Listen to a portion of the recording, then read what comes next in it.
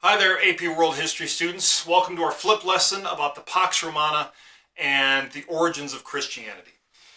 Pax Romana kicks off with the rule of Augustus Caesar, or Octavian. You read something about him already, but we'll note here he's ruthless and tenacious in coming to power at a really young age. He's extremely perceptive in his understanding of politics and human nature at the same time. And by coming to power, once he has won, he ends the long chapter of civil war and chaos that brought an end to the Roman Republic, going back to the Gracchi brothers and even before that. And the newly neutered Senate awards him this title of Augustus, or Exalted One, in part for just kind of bringing some calm and some stability to things after all the back and forth of the Gracchi brothers and land reform and first triumvirate and second triumvirate. Now we finally have peace. And the question is, what will this peace look like? Because this is a new sort of peace and a new sort of Rome. The Roman Empire, as it were. What shape will that take? That was the question of the day. The period that he initiates, that lasts from the time of his rule until roughly 180 CE, is known as the Pax Romana, or the Peace of Rome. This is a era of relative peace. Peace, like we read, the Romans make a desert and call it peace. Stability, prosperity. This is a high period for Rome. Augustus is an interesting cat, right? Once he is seated in power, he is generally generous and interested in kind of stability and solutions. Not necessarily like the cutthroat guy that he seemed to be when he was a young man. At the same time, he's a total hypocrite. He's constantly declaring one thing with one hand while doing the opposite with the other hand. The master of what we call doublespeak today. Emotionally estranged guy. He estranges himself from basically everyone in his family except for his wife, who's kind of his political partner. So he's an interesting guy and kind of inscrutable in many ways, but really important, a significant leader in world history, especially in this classical period. Most important thing he did was ending that period of civil war. All right, like if you're just saying what is the most important thing he did, he sort of sets the second chapter of Rome, the Roman Empire, on its stable path with which it will last for almost several centuries. He is creating a whole new system. He says, I love tradition and I'm restoring tradition and I'm bringing us back to what was great before and I'm restoring the Senate, all while kind of dismantling the Senate or making the Senate nothing more than kind of a junior partner. And he says he's restoring traditional morality while he was, in his private life, flaunting traditional morality constantly. So he recognizes the importance that tradition has in Rome. Harkening back to the good old days when we were sort of a virtuous republic of small farmers and soldiers, that plays, that has some political cachet. He uses that constantly, and he kind of drapes himself in that tradition. He also drapes himself in military glory. You see in this image that you're looking at here. Look, Augustus was not much of a soldier himself, not at all, really. At the same time, he was an effective. He used the military effectively, which is going to be really key for Roman emperors. Roman emperors who struggle down the road, a really common reason why they're going to struggle is they can't control the military. The military is kind of going off half-cocked, or there's sort of generals and you don't know where their loyalties are. Augustus uses them soberly and effectively. He recognizes that if you have this military, you need inertia and momentum, and nothing plays with the people like winning wars. And so he expands Rome into southern Europe, into the Middle East, the Persian Empire.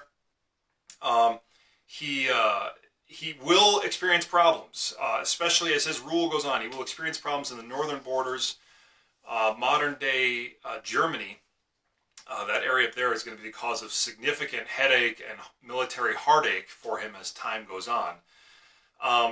Another issue that he never quite got resolved was the succession of power. He ends up leaving his power, his position in the hands of his his adoptive stepson, who he was never especially close with. And there never really was, the Romans were they always kind of flinched at the idea of hereditary rule, going back to their rejection of the Etruscans. Just having a straight hereditary system was never really going to be satisfactory. But if you don't have a hereditary system, what do you have? Well, you have what the Romans sort of ended up with, which is like major problems of intrigue and betrayal and chaos whenever an emperor goes down. And that's going to be a problem down the road. So this Pax Romana that lasts for a long time, what are the markings of the Pax Romana? The markings are enormous architecture, monumental architecture.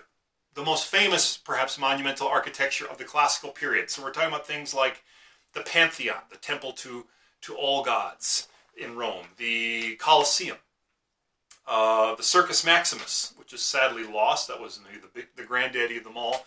This chariot racing stadium.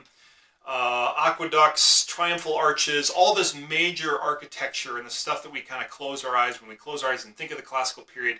Many of these images from ancient Rome come to mind. How could they do that? They could do that through the engineering of the arch and the Roman invention of concrete. That's just a quintessential Roman invention. It's practical. It's great for and it has practical uses in empire building. During the Pax Romana, you've got these huge booming cities. You've got this incredible architecture. You continue to have this enormous underclass of Roman poor. They would live in apartment buildings or tenements that were wooden, that were not OSHA compliant, as we would say today. They were flimsy, and when they would catch fire, it was a human disaster, and that happened not that infrequently. The government had this strategy. What do you do with this enormous underclass of people that are occasionally, that don't love that situation in life? So how do we kind of pacify them? Well, we're not going to do a whole lot of land redistribution. I mean, we found that out before, that like getting that done literally got people killed. And so what we do instead is we keep them quiet, keep them happy. The strategy known as bread and circuses, all right? Offering free food and free entertainment to the public to keep them dependent on government and to keep them pacified. And so you have these chariot races, which are extremely popular. They're like the NFL football of the ancient Roman period. And people had their teams. The teams were just colors. It was like blue and yellow, and I forgot what the four colors were. But they had their teams, and people would gamble on this, or they were extremely passionate about it, or gladiator exhibitions, of course, which were just incredibly violent, shockingly violent, like some of the entertainment that we like today. Public executions, reenactments of battles, but the people liked their blood and gore. Many Roman commentators living at the time said, I don't know if this is good. Right? Like, I think maybe once upon a time there was a little bit more virtue in society than what I see now. And this kind of like indulging of public drunkenness and moral rot.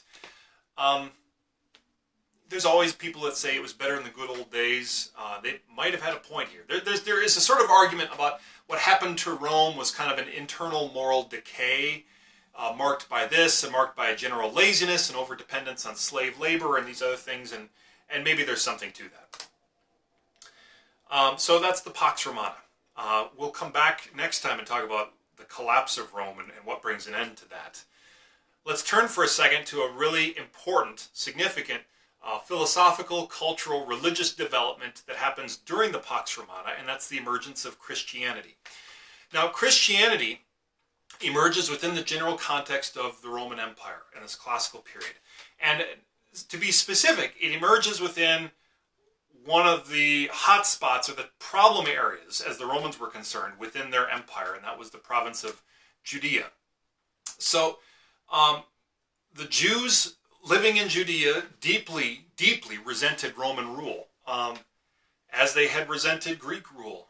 And many had resented Persian rule and Babylonian rule and Assyrian rule and all the kind of foreign rulers that they'd been subject to for centuries. There was kind of a seething unhappiness and discord in this province. And in the 1st century BCE, so the 1st century before Christ, it's getting bad. There's uprisings, there are crackdowns in which tens of thousands of Jewish rebels are killed or just let off to be enslaved. This whole period of like Judea being a hornet's nest, it actually ends 30 some years after the death of Christ in the it specifically ends at this place, the Masada fortress, but it ends with the Romans saying, all right, that's enough of this, and they destroy the second temple, the Jewish temple, and Jews are sort of scattered across the Roman Empire, across the Mediterranean. The Romans say, everybody out of the pool, basically, and it's a shaping moment in the history of Judaism, and it tells us, like, for the Romans to go this far, it tells us that Judea was not a contented, happy part of the Roman Empire. This is a part of the Roman Empire that was troubled. So some of the things happening in this mix, there are these groups. There's a group called the Zealots, who are, I call them politically strident Jews. All right, this is a religious movement, but they are a religious movement focused on political action. What political action? They want to end the Roman occupation. All right, so they want to stick it to the Romans. That's one sort of flavor of the day that exists in the time of Christ. The other is a messianic movement that's also somewhat in response to the Roman occupation, although it's a more kind of apocalyptic movement, and it's somewhat more religious, waiting for this prophesied Messiah, prophesied all over the Old Testament, but especially in places like Isaiah, and this Messiah is going to come and save us and end the Roman occupation, or perhaps just bring an end to the world. I'm not going to tell you about Jesus. You guys know about Jesus. I hope that you have a personal relationship with Jesus. What I will just sort of note here is that Jesus is stepping into this really heated political environment. And one of the many things that's striking and interesting to me about Jesus is that he avoids taking strong positions about this. He's asked frequently, what are we going to do with the Romans, or what about the Romans? And Jesus doesn't really say that much about them. You should pay the Romans their taxes. What if the Romans do this mean thing to me? Well, if they take your cloak, you should give them your tunic as well. Like, this is the sort of response that he has. He doesn't want to talk about the Romans. He wants to talk about you, and he wants to talk about the kingdom of heaven. He's avoiding that, and so many, in some ways, the thing that you see repeatedly in the Gospels is people are kind of mystified or confused by Jesus, and that's because Jesus frequently didn't give direct answers to people, but also frequently because he didn't directly address the hot button issues of the day in the way that people wanted to talk about them. After his death, the story of his life is written down by various followers. Those are known as the Gospels, which means good news. And let's just note here, for the Romans to kill someone who was gathering crowds and maybe even causing a bit of hubbub at the temple, that's not like strange for the Romans to do. Pontius Pilate didn't lose sleep about this. Oh, gee, I don't know if I should kill this potential political troublemaker. This is how the Romans did it, and to crucify those people is exactly how the Romans did it. Crucifixion is public. It lasts a long time. It sends a very clear message, especially when you nail up Jesus Christ, King of the Jews, right above it. That's going to send a perfect message that it's exactly what the Romans want to send to this murmuring rabble of people that seem to be kind of perpetually unhappy. So Pontius Pilate didn't care about the finer points of Jewish theology or Jesus having claimed to have been the Son of God. He wanted law and order in a part in a region of Rome that where that was a problem. So the first Christians Christianity emerges from these first followers. It's people meeting privately in homes who saw Jesus as the fulfillment of Judaism. That was how Jesus was initially interpreted by his earliest followers. This is like the embodiment and fulfillment of Judaism. Christianity, in many ways, it takes strong shape under Paul of Tarsus, or St. Paul. He is a Jewish convert who famously had once worked to kill Christians. He tells his own story quite emotionally in one of his letters, in some of his letters, about how no one hated Christians more than he, and then Christ changes his life. He describes that for the reader. What about St. Paul? Well, Paul is interesting because he is much more cosmopolitan than the earliest Christian leaders. Like the earliest apostles were, fishermen. They were like a parochial bunch. They were fishermen from Galilee. These weren't the guys that were necessarily going to be best equipped to spread the religion far and wide. Although, of course, they did heroic efforts in that. But St. Paul is really the one who he's very educated. He's comfortable within the wider Hellenistic world. Speaks multiple languages. There's famous stories of him going to Athens and being able to communicate with the people in Athens in a language that's really understandable to them, and kind of uses their ideas to interpret and understand Christianity. And so his writings and his ideas and the way that he kind of clarifies and distills what Christianity would become and shapes it where it's something that goes beyond Judaism. It's not just the fulfillment of Judaism. He opens it up to Gentiles, to non-Jews as well. And Paul, for his efforts, was executed. And likely the reason why he was executed was for denying the divinity of the emperor. So thanks to what Paul is doing and what other early leaders were doing, Christianity spreads really rapidly. Let's note the urban infrastructure and the roads that Rome built were one of the things that helped Christianity to spread as quickly as it did.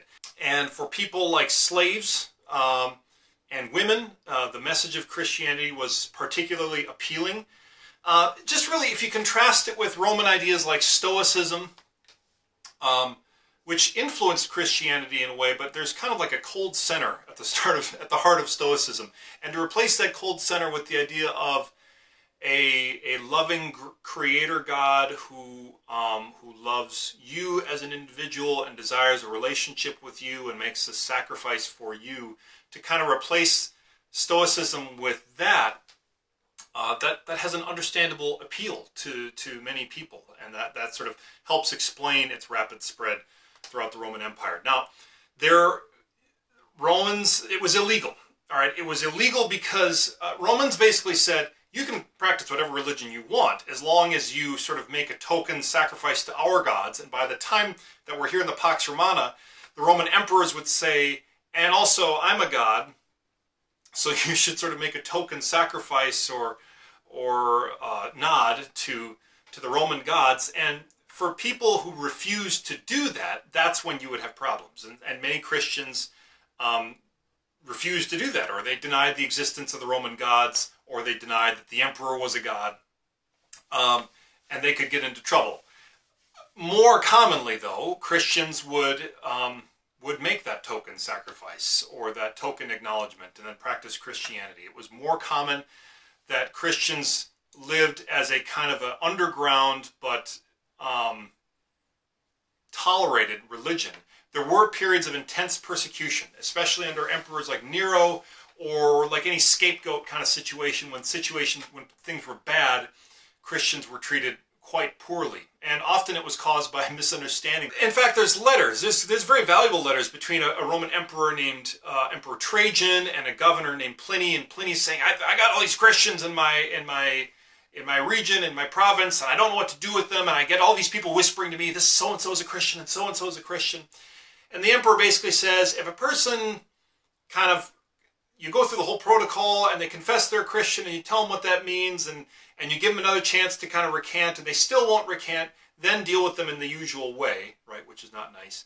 But otherwise, like, discount all, we don't need to go on witch hunts for these guys, basically. The emperor says, hold your horses. This isn't in the spirit of our age to be going after these people if they're not causing problems for us. That, frankly, was the more common attitude between Romans and Christianity. And as time passes, we'll see this next time, as time passes, Christianity became so common and so popular that it became something that Romans were either going to have to fully accept or rip themselves apart in trying to eliminate.